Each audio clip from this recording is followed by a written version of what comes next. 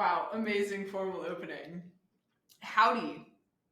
This is Thinking About Computers, a podcast where we chat with grad students and gossip about grad school, and occasionally also talk about research. And our guest today is Tianjun. Hello. Tianjun is a 6th year in Joseph Gonzalez's group. Yes. You work on broadly Everything. RL, LLMs. Everything. Do you do some system stuff or no? More recently, yes. Okay. Collaborating with another colleague of mine. So basically everything. Basically everything. Yeah, famous for Gorilla with Shushir, friend of the pod.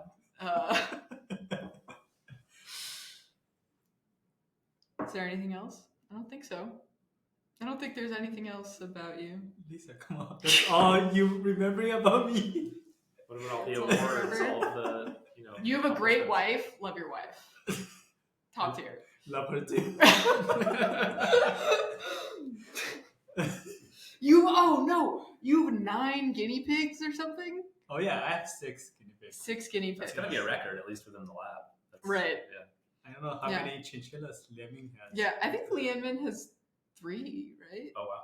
At least 2 or 3. Because you're Yeah. like, the animal's supposed to be in group. Mhm. Otherwise you'll feel very lonely. So Mhm. that's also the main reason we brought home a lot of guinea pigs. I see. Is the Yeah. number still growing, or is it? Do you think 6 is gonna be the? No, we separate the boys and girls Yeah. I see. to prevent them from reproducing. Nice. And there is a story about chinchilla actually. Huh? Jenny is my wife. You and I was looking for some small pets, and she loves chinchilla so much actually. Yeah. But once we were in that Petco store, Yeah. and we saw our first guinea pig, which named Boba. She's so cute, like black and white, like that's Boba inside of milk tea. Oh, very sweet. Yeah. And then there was a sale, buy one get 5 free. And then... there's another story. But at that day, after we went home, she bothered me so much. Like, oh, we should get her. What if tomorrow she's gone with other people? I'm gonna be so sad. So like next day, we're the first customer in the Petco store to get the guinea pig. Wow. Incredible. Guinea pigs. It's just an interesting small creature to get. I guess of the rodents. Is a guinea pig a rodent? I realize I'm very dumb in this thing. I have no idea. Whatever. Of the small furry creatures. It's gotta be the most popular American pet of that size, though, right? Probably. Yeah. Like, a I guinea pig size. It's Yeah, the because most. it's bigger than like a gerbil, like significantly bigger than Yeah. a gerbil. I had a chinchilla as a kid, and that was like You did? yeah, it's like a more Really? obscure pet. Yeah, Wow. it was pretty fun. They're really soft. Yeah. But they live pretty long, like 12 years. He lived Chinchilla. 20 years. Yeah. How long Yeah. do guinea pigs live for? Usually 4 to 8. Okay. Yeah. Wow. Amazing. I remember, this is a complete tangent, but I remember my little brother had a guinea pig. And he would always like forget to close its cage. So it would just be running around like our house. And my parents were like, hey, Ian, this is like not sustainable. If you do this one more time, we're gonna give the guinea pig to your sister, not me, sadly, my older sister. And me and Ian didn't get along at the time. And so one day I just opened the cage and left his door open, and my parents were like, that's it. Guinea pig's going to Carolyn's. Savage. Yeah. Wow. It's quite one of my most devious actions as a child. Was Carolyn in on it? Did she want the guinea pig? And she was like, you gotta like. She wanted the guinea pig, but I don't think I made her an accomplice. Yeah.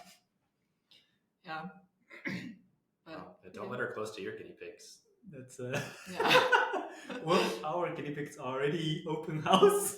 Like Yeah. for the girls, because there are 5 of them. I have 5 girls and 1 boy. So I locked the boy inside a cage. But the girls can Wow. actually free roam. Oh, that's They can run brutal. He everywhere. just has to watch them all like Wow. have so much fun all day long. Wow.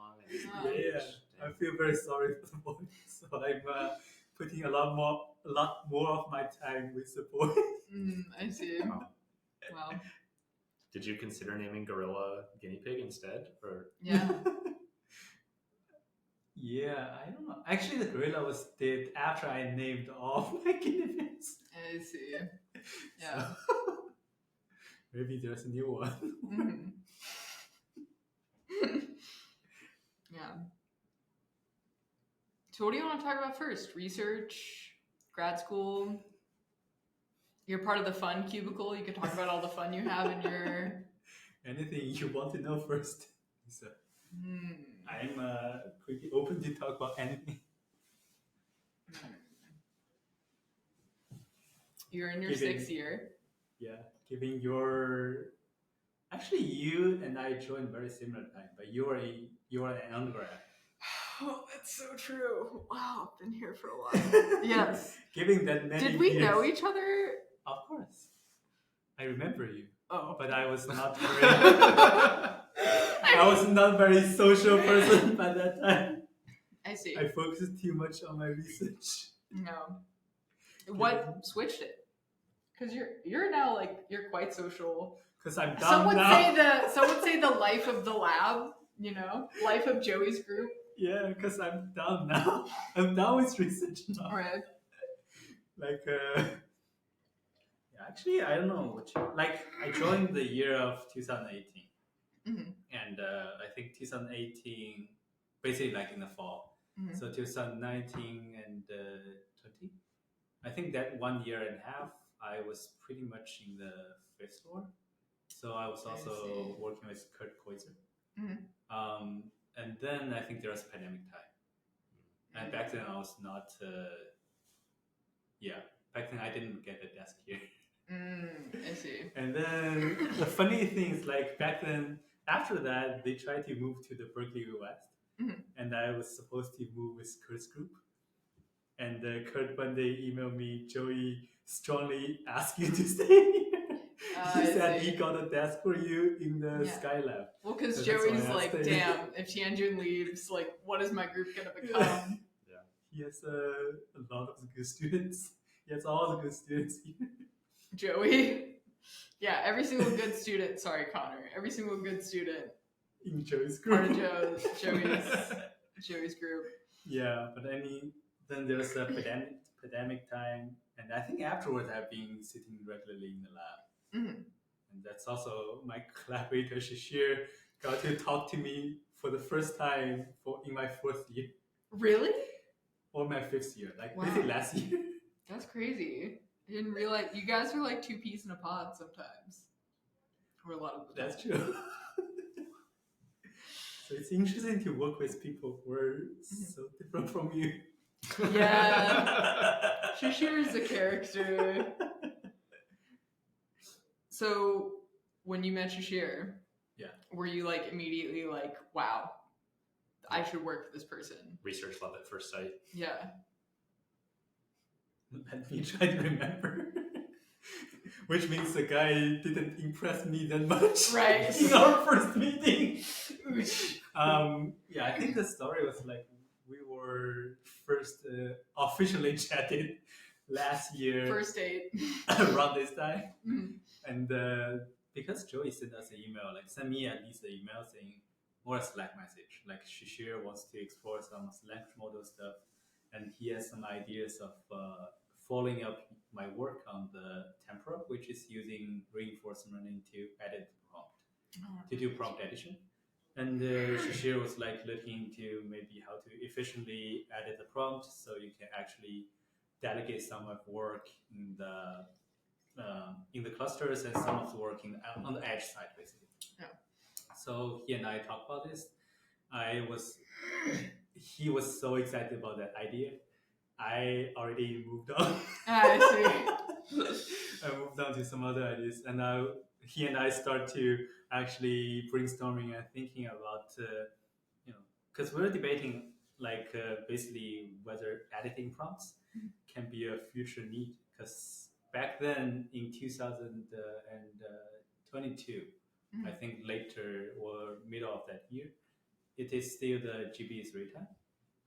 That model is really, really sensitive to the prompts. Yeah. Like you put different instructions, you put different like exemplars, the model gonna respond totally differently. Like the variance is so high. Yeah. So that's why we did a lot of work. We did some of the work, at least on editing the prompting side. But when we actually moved on to the last year of this time, which GPT or ChatGPT has already come out, and we found out like the model is pretty robust to different prompts. So I was just trying to think whether, or try to, I had a feeling like, this prompt editing, prompt optimization won't be super last for a long time. So we kind of think, what should be, whether we should move on to other topics, and along the topic, like what if we connect the GPTs with, or connect basically language models with some external toolings. Like we are not thinking about directly APIs at that time, because, but more about toolings. Like because API sounds like more or less like the programming side. And Joey has a strong feeling against programming because it's so Just hard. In general? He was against the idea of using language model to, at least research for language model to code, because that field is so hard, so messy, and a lot of companies are putting a lot of money into that. Right. So we didn't see a clear win here for us. But on the other side, I was working RL, and this very nicely shaped MTP structure on whether you have a sequential decision process, each one can choose a microservice or API. We thought like, that's a good idea. That's how the first meeting came out. And then of course, like both of us, he was like, that sounds interesting. Let me think about that. And I think, later on he reached out. He's like convinced this idea we should pursue. I was also working on some other stuff with Shane, and then I was like, okay, let's just put some time to investigate this. Seems to be a very good direction, because connect, like the language models can be only limited power, and if you connect these two tools, it can be more and more powerful. So that's how our first date meeting, whatever. Dang, I didn't realize your first project was Gorilla. Actually, maybe you should tell people what Gorilla is. Oh yeah, of course. But I assume a lot of audience has already. Well, obviously they're all familiar. They've all started on GitHub. Yeah, we frequently shill Gorilla on this podcast. Right, exactly. So you're actually one of our sponsor sponsors. Yeah. But yeah, so Gorilla is a project we did to actually fine-tune a language model to use API tools, which is like, think about if you want to maybe order a DoorDash to order something, my favorite Chinese food, to the soda hall. I can actually ask language model in English to say, please go ahead and order me some restaurant from local Berkeley, and ask them to deliver to to soda hall. So the language model can generate a sequence of API calls to the DoorDash or Uber Eats and get my call delivered. So that's like a fine-tuning strategy. Or what I want to say is a broader vision for how LLMs can actually connect to the external world and services to make it more effective and helpful for people. Yeah. And of course, we're sponsoring this in some of the mental way.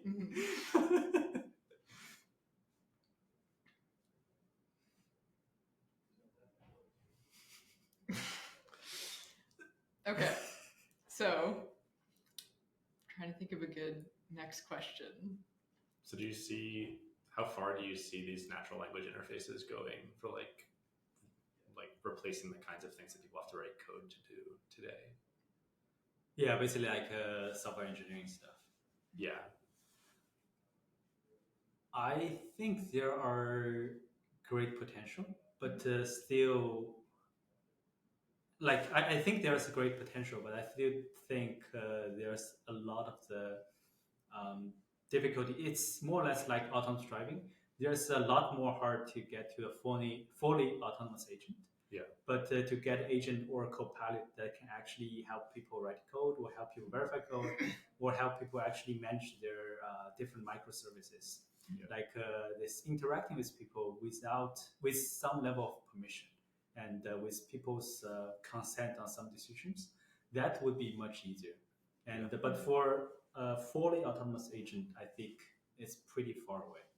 And I think there are some technical reasons for that, but it's also interesting to see how this wave of technology has been very rapidly transformed to the people's like daily lives, also transform how we interact with different applications or interact with code. With code, basically like only last time this year or like December 2022, ChatGPT comes out, and only a year afterwards, things has become so much like changed. I think. Yeah. It's. I think in my experience, I've never seen a technology that transformed the people's daily life in such a rapid space, like speed. Yeah. Because usually they come up a research project from the lab, and then it took several years maybe to productionalize them, and then this production needs to actually typically maybe some startups will try to teach people how to interact with this new technology, and then people start some massive adoption and trying to interact. But this wave is just so quick, so it's like I feel like I don't have a very clear prediction of what's going on, but I definitely see the potential is pretty high, and for reaching that fully autonomous agent to actually help you either write code or help you with some of the daily jobs. That's still like I still see a lot of technical issue around here. So it might be you have to spend 10x more cost to solve the last mile problems for that. But so even if the last mile problem doesn't get solved, like say that this technology completely stagnates today, it still seems to provide a lot of value to a lot of people. Yeah. Do you think computer science education should look different given how good this technology is today for generating code? Like, should coding classes be taught particularly differently? Yeah, actually, that's a good question. But in my opinion, maybe not computer science, maybe a broader class of the topics we're teaching needs to be rethink. Like in couple of ways, like maybe some of the topics like purely maybe some of the topics need to be phrased because language model can already pretty good at them, and maybe some of the other topics need to actually teach people also how to be alert of the language models, because they can actually change people's like right now it's actually fine, but if the language models start delivering their own opinions, or I don't know which opinion they're actually learned from, but they're actually maybe try to deliver their opinions to you, and you have to actually learn. If like our kids, for example, grow up in an environment that they chat with language model every day or foundation model every day, it's kind of a little bit concerning to me, because they have to actually realize this opinions is from the language model is actually reflected by it's like opinion generated by AI. It's not basically you have to be aware of this opinion generated by AI, and you have to maybe build some critical thinking of yourself, which is a little bit hard for the kids to do, but to just be aware of how you should develop your life and your value and career based on this. So I think I guess some of the parts kind of maybe needs to be considered, but that's my take. I don't know. Yeah, so like you mentioned like an example of Gorilla is like, ordering from DoorDash, which luckily, I would say luckily, you don't currently do. It's more like, writing PyTorch calls or like Kubernetes stuff. I think that people in like researchers in ML are very excited about LLMs. They're super excited about the potential. A lot of people have been talking about AGI. And I think people are really excited to get into this, like, okay, like using LLMs to order DoorDash for you, or to like really take up jobs with like a fair amount of responsibility and a fair amount of risk if things go wrong. And then also people who just want to like close the loop, so there really isn't a human involved, that it's kind of all AI. Like, I don't know if Joey has shared this ridiculous opinion with you of like, at some point, AI is going to be coming up with research ideas, running experiments to validate those ideas, writing research papers, and then other AI will review those research papers, decide which one is good, and then you just have like a full paper mill, no human involved. Like, I guess, do you ever think, because you are working at this, like, you know, LLM applications that are starting to get into the, like, this could have real world impact, but also like quite a lot of risk. Like, what are your thoughts on this? Lisa, let me tell you two more spicy content Joey told me. The first gossip about Joey. The first, he literally told me, I need AI to tell me what to do every day. I need AI to monitoring my emails, monitor my texts, and sending alarm to me. Joey, you need to respond to this. Joey, you need to respond to that. Here is a potential message I'm preparing to send. If you send this cover. So the problem actually is Joey needs an AI to tell him what to do. Another more spicy stuff. He told me he wants to build some of the website, which if the LLM or the AI cannot figure out how to do the job, he'll post a job search request on the website, hire a human to do the job, the language model, and then have the job done. Oh, that's pretty nice. Yeah, so you have an LLM interface to humans. Yeah, exactly. The API call to humans. That's his. That's my advisor's long-term vision for the Gorilla project. That's many people's visions or solutions for ML, right? Is you give an ML interface and a bunch of people actually just doing something manually on the other side. Yeah. Right. But yeah, I think speaking of the risk, I guess there are deeper questions I was thinking, but I don't know the exact answer. Which is like, if we keep doing the current trend, like maybe scaling up the model size, scaling up the data size or the compute, can these auto-regressive models really get some of the conscious, or can they really be self-aware, or some of these questions, right? So if, in my opinion, if they're only trained in this way, and afterwards, after pre-training, you have supervised learning, you have the RHF, you only know the behavior of how to answer people's questions. You are not building on another level of building the self-awareness or the self, or basically you're not conscious of yourself. So this language model might not be that, like maybe in some of the science fiction movies, they're saying the language model is gonna rule the human beings or gonna actually take control over the entire world.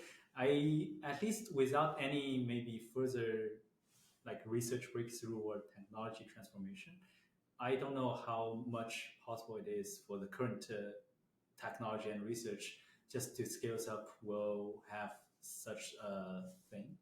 That's like some of the questions I'm deeply curious about, because I don't actually see a way it can be realized, or can be just generating some of the thoughts by itself. It may be just not just, but it may be mostly trained to follow the human intentions and answering questions.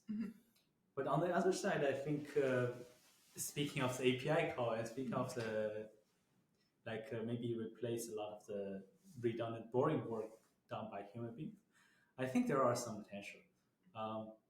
especially in the software world, which you're not causing any damage to the physical world, which again, I think robotics or using a language model to control robotics, it's much harder because when you have done something to the real world, you cannot go back, you cannot reverse it. But in some of the, or most of the cases in software, you can actually reverse the stuff you have been doing. So which gives us a lot more control over what the language model can do and what they cannot do. Mhm. So as a human, I could ask the language model to actually deliver or order a DoorDash Uber from my favorite restaurant and deliver to Soda Hall. But I can also cancel that order Mhm. or something like that. So I think maybe one side is I think this could greatly improve the working efficiency of the like every job or a lot of jobs right now, Mhm. which means like some of the people, including us as a software engineer or computer science, need to rethink about the job security, not life security, but not now. Well, you know, when AGI is realized, life security as well. Yeah. But on the other hand, I do think like building a safe like software environment for the language model to operate in. Like I can actually specify what you can do and what you cannot do. And for the things you already or you have the intention or the potential to do, I can possibly have some method to reverse back.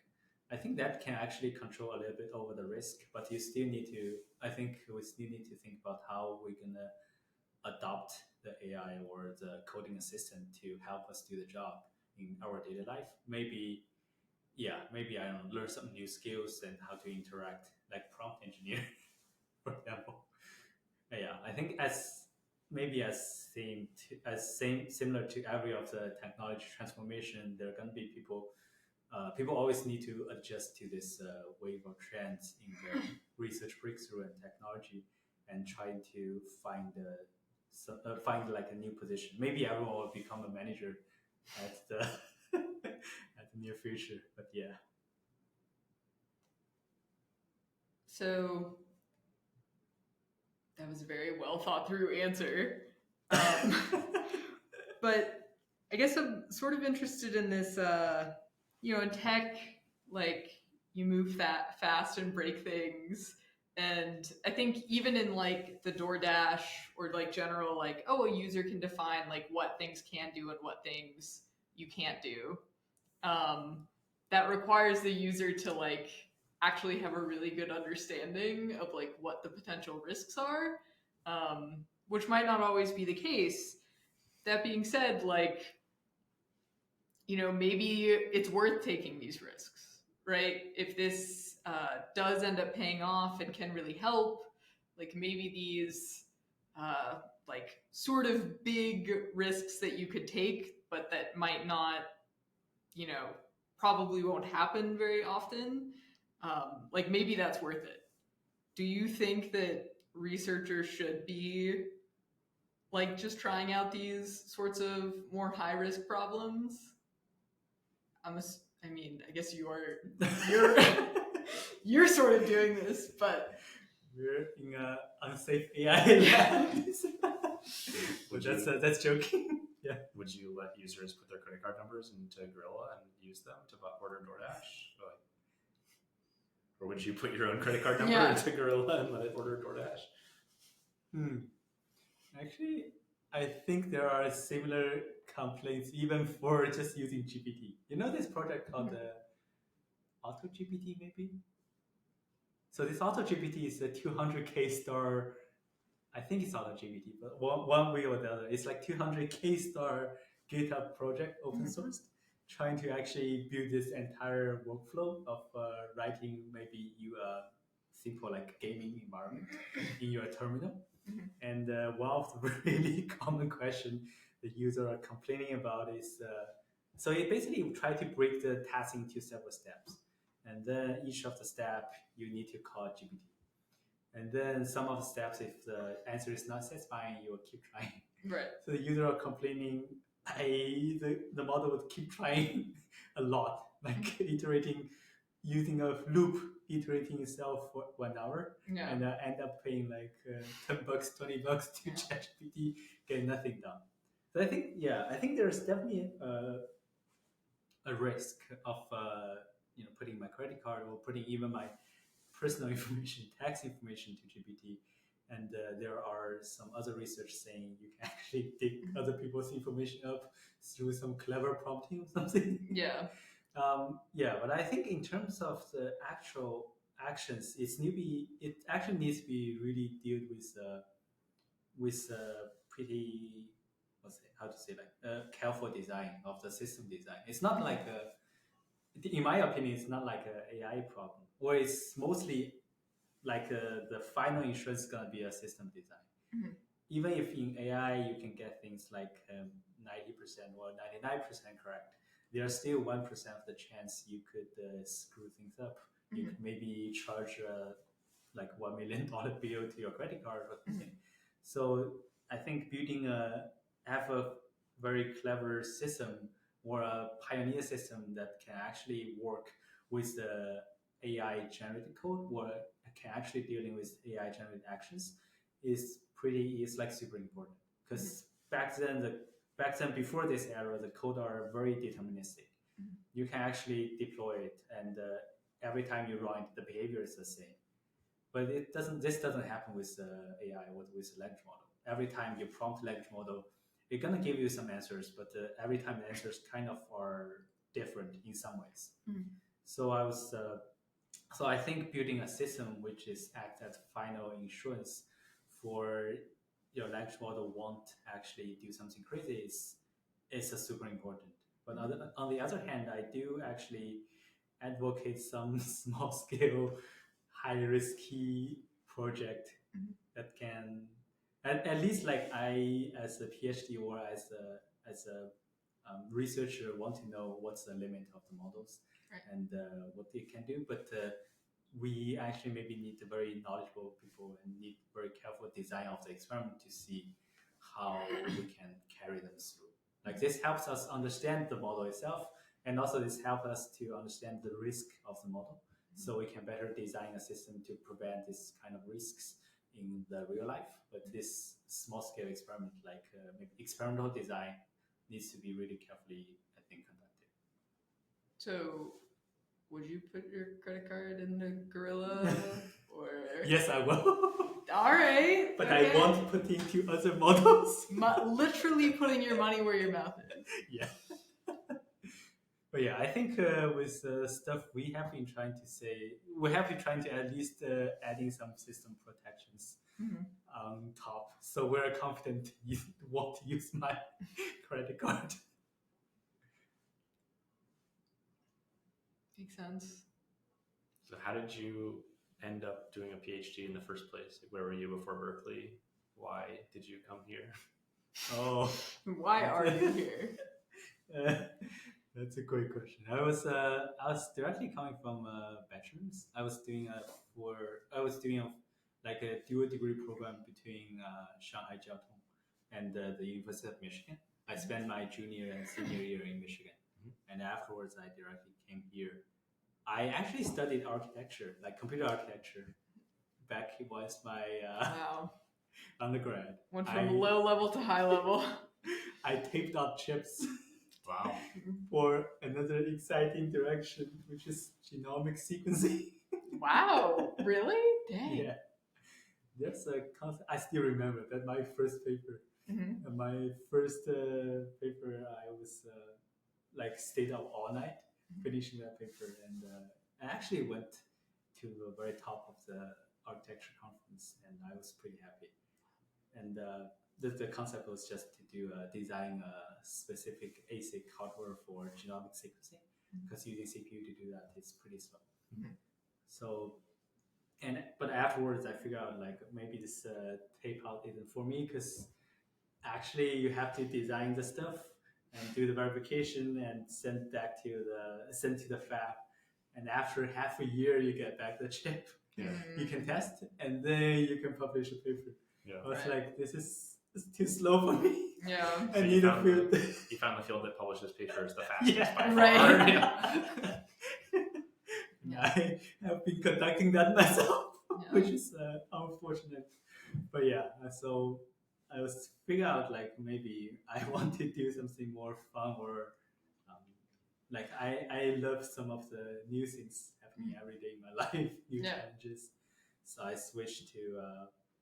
I was admitted by one of the EE faculty doing the chip design, and then on my first day to the campus visit, I hunting down my advisor Joey, saying, "You seems like Stole your heart. yeah, it's still you seems like a promising young assistant faculty who is like doing very exciting and interesting research. I have some background in architecture and systems. I am deeply interested in the machine learning." Which seems we're a perfect match. Wow. And the proposal worked? He said yes right yeah, away? he said yes pretty quick. After half an hour of meeting, I present him about the stuff. He said yes. Oh. And then he kept paying me. Nice. I mean, how could he say no? You're just such a ball of sunshine with actual research ideas. Pretty good. Back then, actually, I you did. Back then, I was very shy, first year grad student. Just came to Berkeley from Michigan, and then excited to meet these new faculties. Well, he saw the potential, though. He knew he would blossom into. Yeah. I think Joey had only one, or like actually much smaller group. Currently right now, so he might be more happily taking some new students. Yeah. How would you contrast the eras of Joey's group? Like, what was the best era of Joey's group? The less good eras? Is it right now at the all-time peak? Right.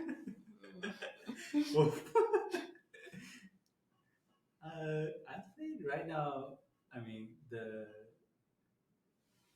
I think right now it's pretty good. Like in terms of the culture side, like we're all. Yeah, I think the members are in our group are pretty good friends, and then we have a very collaborative culture of conducting research. Back then was a little bit,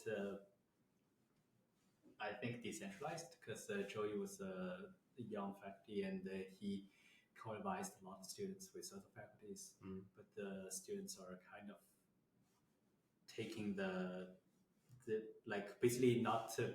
Like as a group, we don't have a very consensus research topic, or it's like very broad, super broad.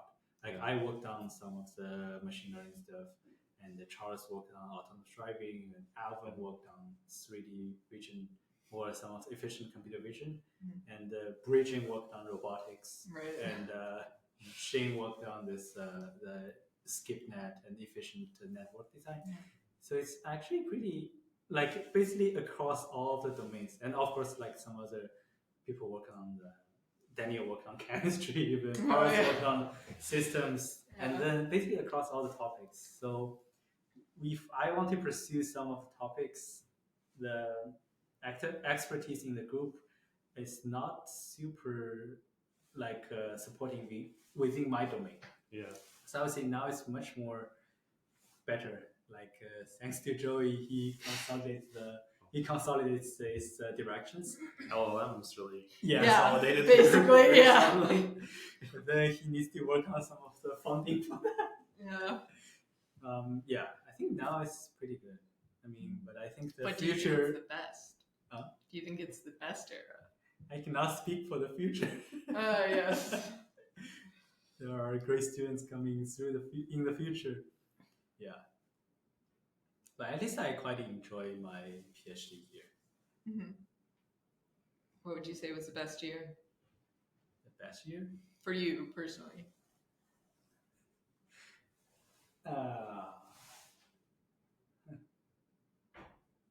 Maybe it's always the last year.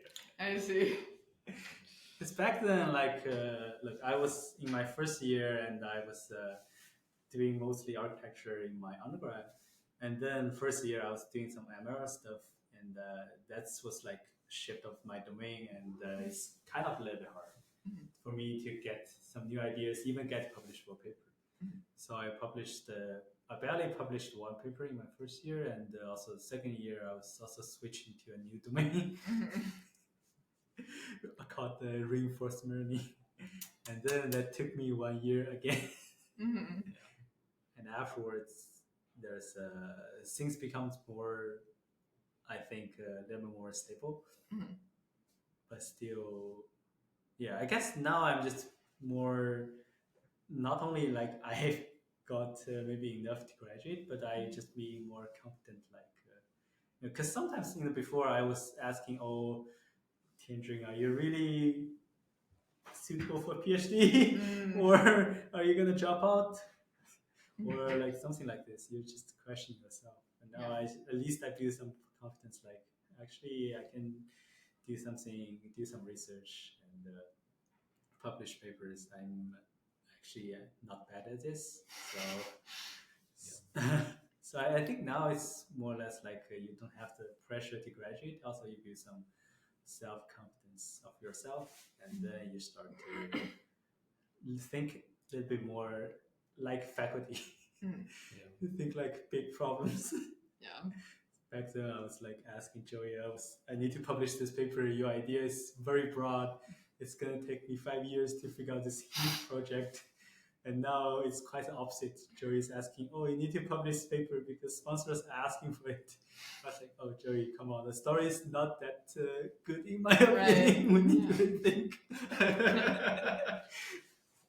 So what year? I encourage everyone to do this. Don't change in the last year. You're not thinking big enough, Joey. Yeah. You shouldn't only listen to the sponsors. Yeah. You need to look into the bright future of the AI and LLMs, thinking big problems.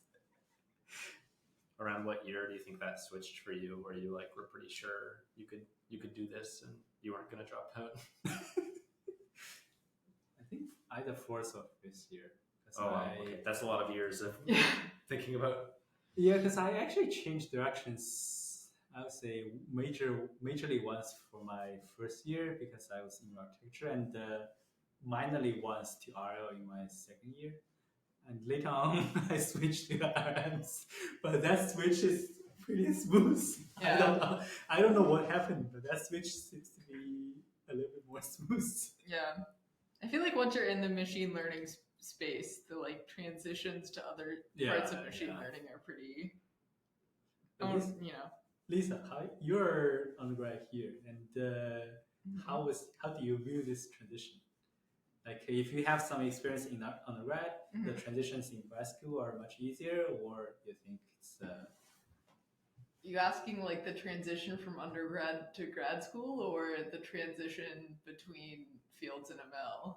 The transition between fields in ML, but given you have some of the experience in the undergrad to prepare you for the ML stage. I mean, I guess it's strange because aside from like the distributed like hyperparameter tuning stuff I did in undergrad, and I mean when I did that stuff I was like, yeah, I'm definitely not going to work on this forever. Like hyperparameter tuning, it's important, but like everyone's just going to use grid search, so like why do I even bother? So in my mind I'm like, oh, I haven't really switched fields that much. Like I've always been doing like the same kind of problems. But then everyone around me is like, no, you have not.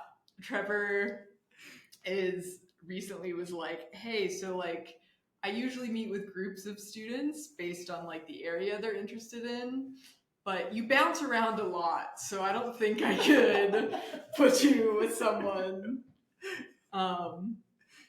It puts you to every group meeting. Yeah, I mean, I think there's that would be horrific. I think there was like when switching fields, I never really had too much of a problem in like the actual implementation, like, how do I set up these experiments and stuff.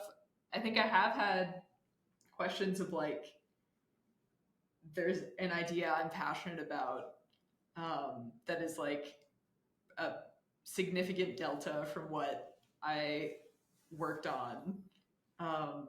And I've definitely had to like, is this research? Like, is this, I don't understand if this is a valid research field, or if this is just like a random software product, or like if this is like so stupidly simple that no one has published it because like it's just so, you know, so trivial.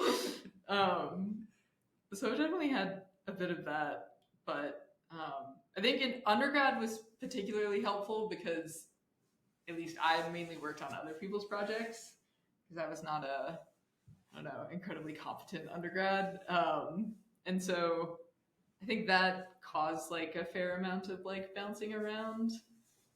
So I was pretty used to bouncing around by the time I went to grad school. And the bouncing around in undergrad was like pretty safe because like the grad student was the one in charge, so you were kind of just following along. I see.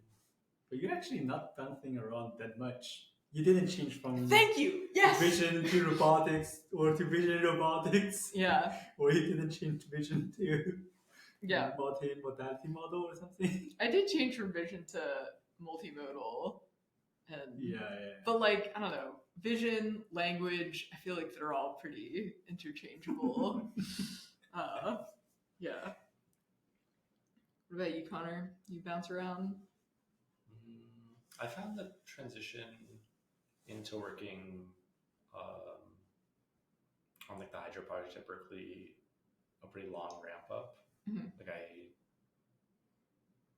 when I was coming from industry, I didn't have a lot of background in a lot of this stuff. It took quite a while to figure out like what had been done before and what is novel to actually look like in this space, and like what are the problems that actually matter. And that was slow, and like there's a lot of ups and downs in that process. Like you think you have a good idea, and it turns out it's a terrible idea, and Right.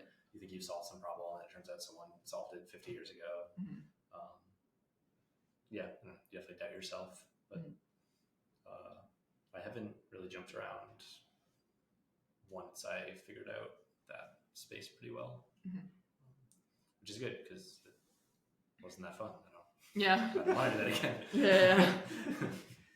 But Connor, I actually very curious about the system side of the stuff because like I've seen you maybe worked on Hydro for a long time, and I'm just curious to know like what's your problem picking strategy, like because for us or for me at least, like we just pick a problem and we can test this out, and if it doesn't work, we just drop it, and then there's like always 4-month period of the conference deadline time, or there's like basically you can actually test out the problems pretty quickly, and then the time commitment you actually spend on this specific problem to figure out whether it's worth pursuing or not is actually not that hard. Yeah. But for a system one, I guess it's slightly taking a lot more longer time, and even like after you maybe implement something, you figure out it's maybe slow, it's maybe like have problems here and there. And for HydroFlow, it also needs to actually maybe support different use cases and see what's interesting here and there. So I'm curious about like your problem picking strategy, like how to pick a good problem in systems to make sure you don't have like massive sinking cost. I think that's a really big problem a lot of people run into, where they put maybe even years into a project and then realize like maybe it's not that viable at the end, either for like performance reasons, or maybe there's no one really asking for this solution anyway. I have made these mistakes before and now try and just like fail a lot faster on projects. Some of that is like trying to read a lot more of the literature first to like see make sure it's kind of the state of the art, and also find motivating examples really early on, and just kind of steer clear of problems that are more kind of gray area, even if they might be fun problems.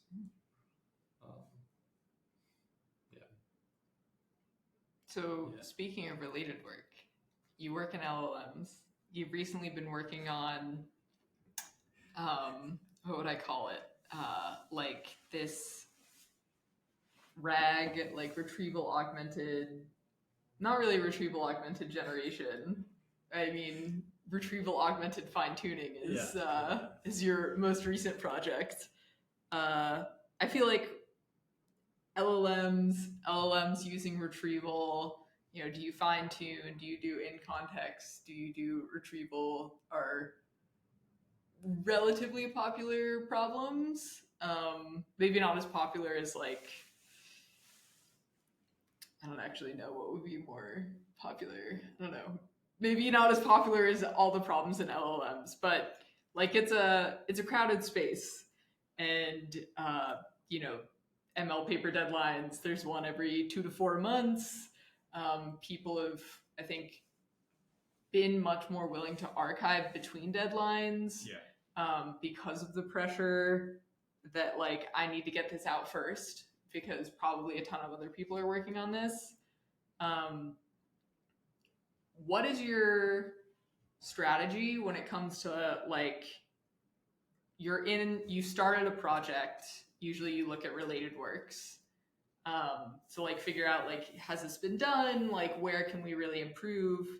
Once you're like relatively far into the project, do you still hunt for related works? Like what is your related works journey? Yeah, that's a good question. One thing I would like to quote from my advisor is literally 1 week before the 1 week before the ICM deadline, I was posting some archive papers, and he replied, "Stop reading archive papers now." That's good advice. So yeah, I think in general this machine learning or LLM space is like relatively very very young and new. So the related work is maybe not like systems you can trace back to decades. It's at top you trace back to last 10 years maybe, and even like in the last 2 or 3 years, I guess. So I think this field is relatively new, and so basically once you read a lot of some of the related work, maybe it has been proposed before, but now there's a different trend. Like for example, this fine-tuning strategy RHF, they have proposed like a long time ago, but people have been trying to apply this to the new language models. People are trying to apply this also to the new problem domains. Like for example, people are trying to do RHF previously for computations, but we're trying to more recently apply RHF to some of the coding domains, to some of the GitHub repository level of coding, to some other like API bash or the bash command writing stuff. So when you have to apply this to the new domains, you actually see a pretty, I think, pretty clear difference on the drawback or the insufficientness of the old approach. And then that's probably where you can actually look for an improvement. Like I always remember when I was chatting with Sergey about this. He told me like this RL field is relatively old, so every of the small improvement, a little bit step actually matters a lot. But the RM field is actually on the quite opposite. It's very very new, and there's a lot of potential new things you can do. Like people only get to know ChatGPT for a year, and people haven't been fully released its potential. So I think a lot of stuff new can be done here in terms of related work. Probably that won't matter a lot in the or not matter a lot, but it's probably you don't have to spend a lot of time tracing back the related work because you're working with a new model which people have been trying to understand, and you're working with a new environment, you're working with a new set of the tools like you're interacting with. And in terms of, I think the cycles of grouping, maybe I don't know, reading some archive papers that publish the exact same idea that I had. Usually, I think the possibility is not that high, but I think also there are some the concurrent work discussion you can declare. So that's not a huge problem for me. So do you not have much anxiety over like getting scooped, or people send you a ton of archive papers. This looks similar. Like I feel like a wave of anxiety. I'm like, oh my god, which I probably shouldn't. Like that's not good, but I think this is a somewhat common feeling. Yeah, that's actually a common problem if you work in a pretty hot area. But well, one way is just be faster and better than them. Sure. So actually, one strategy always works is like you compare against their numbers, say you're better than them. But on the other hand, yeah, I don't think there's a. I previously was very anxious about that, but now I think now with a new language model era, it's I think less anxious for me, because I think now I would like to focus my research at least on how we can understand these models, how we can maybe understand a bit more of different fine-tuning strategies and what's their effect on their models, on these models. And then, I mean, it doesn't necessarily to be proposing a new method or anything, but it's more about for my understanding, because I think most of other people are trying to do the same thing as well. Like they are trying to either analyze the model's behaviors, like a lot of the prompting work, or a lot of the analyzing, can language model really do reasoning, or some other work might be a very pretty straightforward extension of LLMs can do this with a good can do one task with a pretty good I think number on their accuracy. So this might be not that interesting to me to extend or follow up on those works. I was trying to actually, or I am trying to actually understand a little bit more of this different method and trying to do something more slightly deeper into those domains. So yeah, I guess it won't bother me so much, but honestly, also another reason is I'm become better at telling stories. So I'm a little bit more confident, like I can find something new to write about in this new paper that can make it look very different from the old ones, from the current work. But doesn't necessarily to be like, oh, here's work published 1 years earlier, and I'm using same stuff but with different phrasing. Yeah, I remember an iconic Tianjun moment was during retreat. You were giving a talk on Raft, and you wanted to Joey wanted you to give a practice talk, and you wanted to give a practice talk, but time was limited, so you gave your practice talk while everyone else was drinking wine. Like we went to some winery bar thing, and then the waiter kept coming out trying to describe it was a sampler, so he's like, oh, this wine is from here, it's got great notes of whatever, but Tianjun's with his laptop trying to talk about how retrieval augmented fine-tuning is the way to go. It's pretty great. I was also holding a glass of wine. Oh yes. And that's one great thing I found. It's Joey after drinking is much more better than Joey before drinking. He was holding one of the wine glasses, walking to me, how is the slides looking? I was like, oh, here's a little bit something messed up. And he literally used my laptop to fix those slides, which he would never do when he was sober. That's the secret to advisor meetings, I guess. You unlocked it. Yeah. The thing I learned is afterwards, every meeting I meet with Joey, I'm gonna bring a bottle of wine. Yeah. I'm sure you'd appreciate it. Long days of meetings. Advisors need to relax. Some meetings happen in 9 a.m. Yeah, I was about to say, sadly, my meetings with Joey are at 8:15 in the morning. But I also remember the moment people are saying, "Is Lisa your advisor?" Because you're presenting. Wait, what? Oh.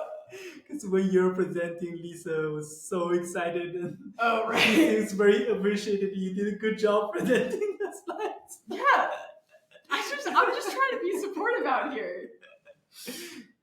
I'm quite glad and surprised that I actually worked my poster and saying this to me. Wow, I'm honored. Already giving off professor vibes. Speaking of which, Lisa, you do want to become a prof. I mean, yes. That may change over time. I don't want to commit.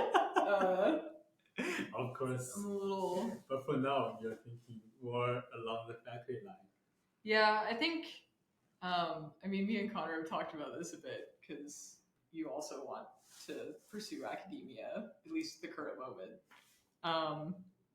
I think it sounds like something I would love. Like, I really like research, really like talking to people about research. I really love deadlines and like helping other people with their papers for deadlines. Like, I love editing papers and like helping people come up with stories. That being said, there's a lot of other things to being a professor, right? Like, there's a lot of admin stuff. I don't think fundraising would be that bad. But there's, politics, and I'm not really known for being like super agreeable at all times. And it just sounds really stressful. Like, I think most of the professors I know do not have a good work-life balance. And maybe some professors we know. And so I don't know if dealing with that level of stress is worth it. It's also like, I don't know if I would get a professorship position, right? Oh, come on. You will. But yeah, I don't know. Yeah. I feel like, Did you ever think of academia? yeah, I actually thought about this, but I forgot what I want to say. Dating back a long history time ago, I was even first year or second year, or even my third year, I was considering some faculty job. But yeah, now it's like a mixture of both. I think I'm trying to think. We're trying to see what I can get from or basically what research I can do in academia versus what kind of research I can do in industry. Because now I've seen a little bit more clear trends on if you want to actually get the most fancy models, or if you want to actually know some of the secrets about how you train them and basically, like in my opinion, studying a black box of language model won't help advancing science unless you know like how exactly they produced it. Right?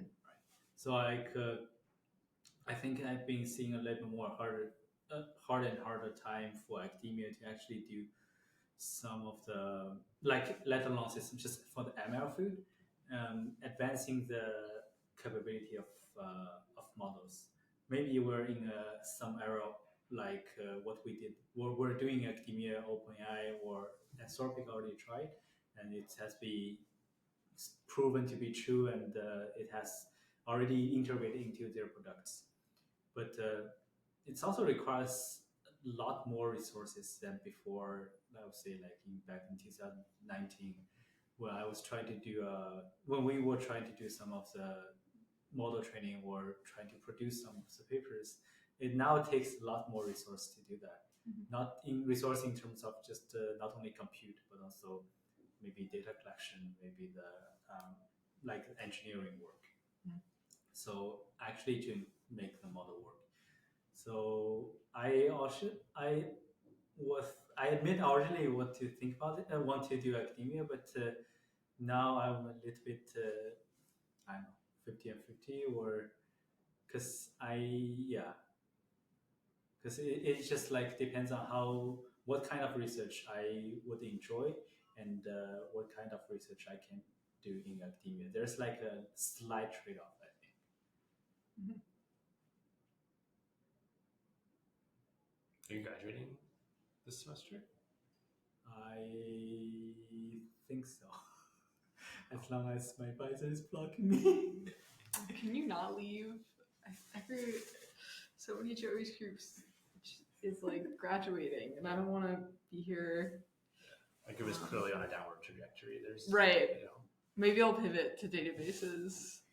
A different databases show. are fun. It's Yeah. a very strong group. No one's graduating in databases. Yeah. Also haven't accepted anyone in databases in a while, so it's Yeah. like really a very like static Tight-knit. group of people. Dude, the database group is like the database group is. I feel like y'all, no shade, no tea to Joey's group, but I feel like y'all have like the most healthy dynamic. Like socially, y'all go out pretty often. Y'all, I would say, are like, you know, seem very friendly with one another. Yeah, it's great. Clearly the best group. I mean, there's no question. Lisa, what about Trevor's group? How you compare the bear to Sky? I think Trevor's group specifically is a bit like quite disjoint. Trevor is like a lot of students. I think he's between 20 or 30. And almost all of them are code-vised. A lot of them are not in person. And so I think the vision group as a whole is like quite like close or connected. Like I think in the AI lab, like if you went in and you're like, which group is the coolest, it would be the vision group. So we're pretty tight. It's the database group of bear. Right, the database group of bear, if you will. But yeah, I don't know. Me and Connor have been writing this blog post that I've put on hold that we should probably get out of, like how to cultivate a fun lab environment, because I think that Connor in particular is very good at having fun. I think that's true. I enjoy fun. Yeah. No, it's great. Every retreat, Connor's room is support you. Yeah. But yeah, I think it's an interesting, like when writing that, I realized that the difference between Sky and Bear is like socially is quite interesting, because I think Sky, the culture was heavily set by the students, and Bear, the culture is heavily set by the professors. And you see some, I mean, there's like distinct pros and cons for both. But yeah, so Trevor's group, I mean, great people, but I think less tight. Yeah. But you have a faculty like Connor. Your group is super healthy. Right, And exactly. collaborative. Yeah. Yeah. Have you ever thought about switching to computer vision by chance? Computer vision is like, every time someone computer vision describes a research project to me, like this is incredible. Like it's Right. so tangible. Like, Yes. It's so concrete. It's amazing. Like, someone who's never heard of computer science can like totally understand why this is useful and like even find the problem interesting. Mhm. Like super compelling space. I'm only seeing pros. Yeah. But I mean, like I think databases have a lot to add in computer vision, probably. Mm-hmm. Right? Yeah, I yeah. don't know what. I don't know anything about computer vision, but I can see it. I can see the pivot. Nice. I'm glad. I'm sure you need data provenance in computer vision. Oh, for sure. Incremental computation. Like, Yeah.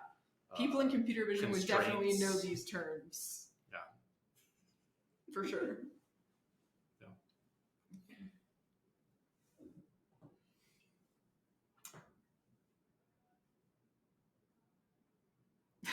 Do you have any parting thoughts, any advice for listeners out there who maybe are earlier in their careers than you, things you wish you had heard? Any advice on how to get confidence in 4 years in your PhD? Maybe get it a bit earlier. Yeah, I was majorly reflecting my reflecting my years here is like majorly two parts. One, the most important part is find the right people to work with. I think I would say like find the most find the right people or the interesting people to work with is the most important one. Because when you work with them, you can actually find interesting problems. That actually I totally agree. And afterwards,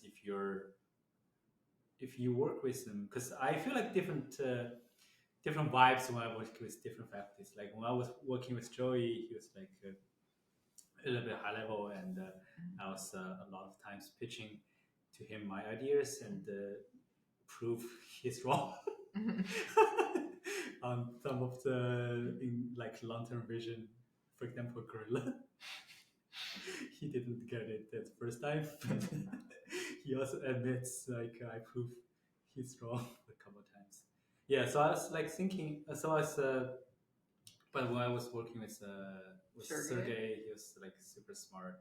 Also with Peter, it's like different. He was super smart, unlike Joey. Cut that. But yeah, he just when I was working on something for 1 month or two, I go to him, I present him for 5 minutes. Yeah. He immediately got it. Yeah. Like for 2 months of my work. It's like seeing where you're going and see like how you reach this. There's different paths you can. He might not know the external details, and there's maybe I tried this first and it doesn't work. He might not know that, but he saw the direct path, like how you reached here at this middle checkpoint, and how you can bring this checkpoint forward. So like it's pretty different vibes, and he has pretty strong opinions on, not strong, but he has own personal taste on how to actually move things forward. Maybe about how to just tell the story right. So I think the experience I was getting is like working with different people is a lot more fun, and working with the right people is actually not right, but just interesting people is actually pretty important for the career. And when you work with different people, different kind of very interesting problems would come to you, and like the problems will come to you. That's what I want to say.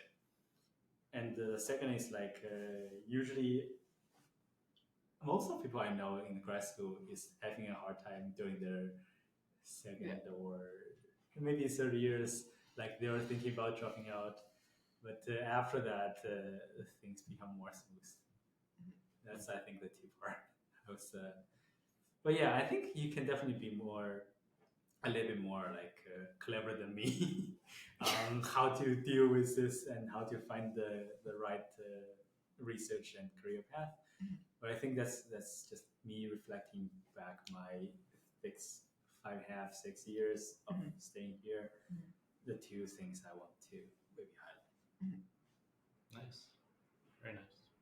Yeah. Anything to plug?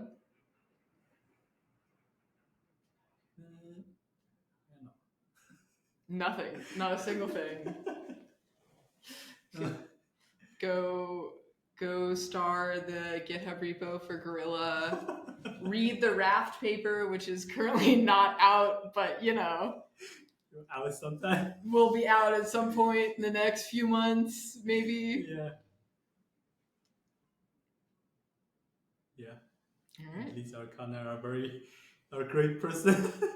Wow. Thank you. Plug the podcast host. Love it. Drinking with Connor is much more fun than staying here.